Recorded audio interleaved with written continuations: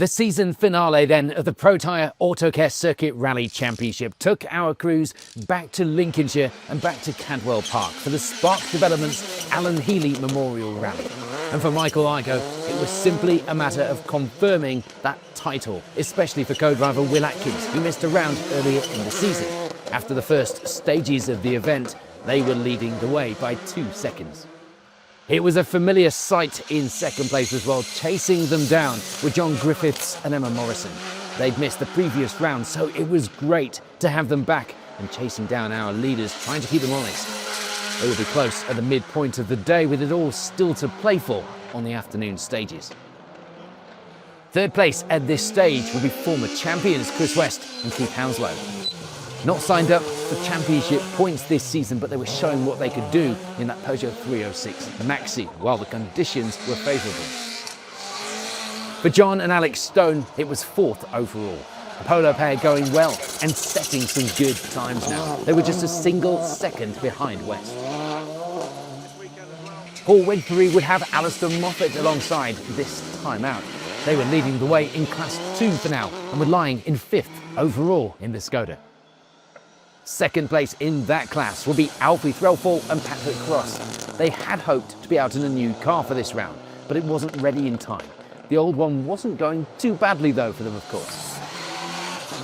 For Tom Stockdale and Neil Chambers, meanwhile, it will be seventh place to end the morning. They were fighting for the Class 3 result as well. Second place in that class for now, behind Chris West, a few positions up ahead. And they will be 18 seconds ahead of the Darien of James Garner and Jack Cuttill in the class and overall leaderboards, as the pair end the morning in 8th overall.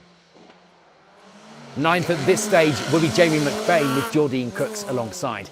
Jamie, the man from Spark Development, sponsoring the event this weekend, and with a 10-car team out, it was a busy one. Apart from a two-wheeled moment earlier in the day, things were going well for the pair. They lead the way with an impressive performance in Class 5.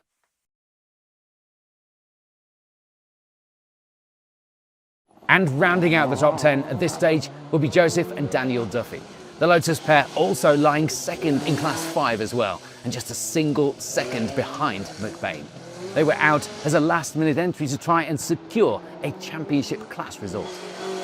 In some of the class positions outside the top 10, it was third in Class 2 for Peter Gibson and Chris Dodds. The pair out for the first time this year as a warm-up for the Jim Clark Rally. Mick and Ben Jowers were here for championship points, a last attempt at a result in the class. And for now, they were lying third in Class 5, second of the points scorers in that class. In Class 8, it was the lead for Callum and Roland Francis. They end the morning with 23rd overall. And they will be just a single place ahead on the leaderboard of Jake Wilson and Rebecca Bromley, just 10 seconds in it at this stage of the rally. And it was quite close to third in that class too, with Paul Sheard and Charlie Stevens in the MX-5 a further 19 seconds back on the times. All still quite close going into the afternoon. For James Palmer-Smith and Matt Wood, it will be the lead in Class 9. A reasonable advantage in that position as well, from 55th overall in the quarter. Closest to them on the times will be Jack Waite and Kevin McIver, but there would be around half a minute to the class leaders at this stage. They lie in 61st overall too. It will be closer between second and third, with Clive Alford and Barry Connolly just 14 seconds back from Waite up ahead, and just behind overall as well in 62nd. Paul and John Turton in the MG would lead the way in Class 10 for road rally cars at the midpoint of the rally. They had over 2 minutes of an advantage in that position as well. For David Wainwright and John Tubman, it was second place in Class 10. A good start, but they'd have to wait and see if anything happened to that MG up ahead to see if those positions could change. And for Christopher Cockrell and Stephen Johnson, it was third in the class, 27 seconds back from that Proton up ahead and in 83rd overall. So with the morning stages complete, the leaderboard at the top here at the final round of the championship is shaping up like this. On to the afternoon stages, and there'd be some change in Class 10. David Wainwright and John Tubman dropping down a position in the class to take third place in that Road Rally Spec Proton. That means it was second in Class 10 to end the rally for Christopher Cockrell and Stephen Johnson. They take advantage of the problems for Wainwright, ending the rally with 67th on the overall leaderboard. There wasn't any change in the Class 10 lead though. Paul and John Turton taking that victory and with a good advantage in that position by the finish as well. No change in Class 9 other than the gaps as Clive Alford and Barry Connolly end the event in third in the class, 49th overall. Jack Waite and Kevin McIver take second place in Class 9. They take 47th overall as well in the Peugeot 106. And taking the Class 9 victory were James Palmer-Smith and Matt Wood. The Corsa pair holding on to that lead throughout the event and extending their advantage by the finish to over a minute and a half. There'd be change in Class 8 as Paul Sheard drops down from third to fourth, making way for Dale and Andrew Lawson to end the event with that position in the class. The rest of the podium in Class 8 wouldn't change though, with Jake Wilson and Rebecca Bromley holding on to that second place, as well as taking 20th overall in the Nova. And taking victory here were Callum and Roland Francis, the Escort pair taking the top spot with a 17-second advantage by the end of the rally. Frustratingly, there'd be some change in Class 5 when Jamie McBain has issues with the steering column becoming dislodged, forcing him to retire on stage 7 of the event. That means we see a shake-up on that overall leaderboard. Dave Bellaby and Drew Spores jump up to take third in the class by the finish, 17th on the overall leaderboard. For Mick and Ben Jowers, it was second place in the class. They did all they could this weekend, but it would have to be second place for the Escort. And it had been a successful test for Peter Gibson and Chris Dodds. They take third place in Class 2, as well as finishing just outside the top 10 in 12th overall. Hopefully for them, ready for their first run on the Jim Clark Rally now. On to the top 10, and we have a few changes. One of those being a move up to 10th place for Alistair Stables and Neil Jones. A good result to end the season for the ever flamboyant Chevette pair.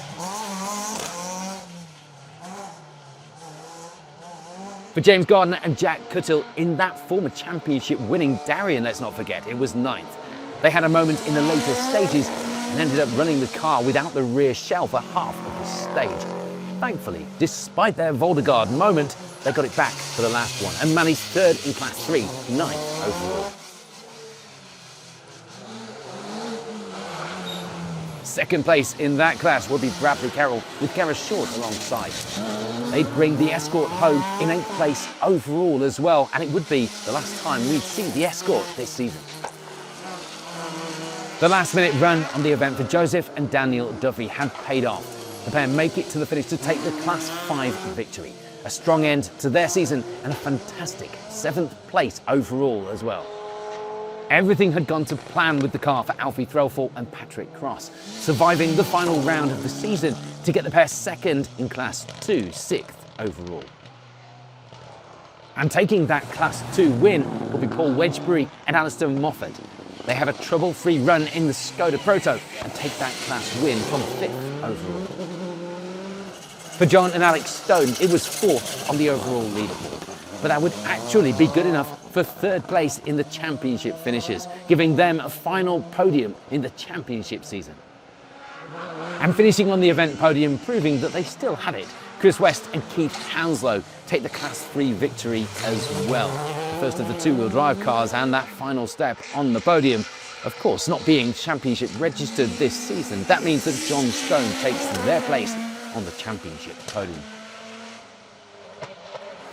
Despite it being close all day on the stages, there was nothing else that John Griffiths and Emma Morrison could bring to the party to take the victory. They do actually have a spin on one of the stages, costing them valuable time. And considering that they'd end the event just 1 second off the lead, that spin would end up being crucial to that final result. So taking victory here at the final round of the season were Michael Igoe and Will Atkins. They secured themselves another maximum score and confirm their place at the top of the standings once again. champion driver and co-driver for the 2025-26 season.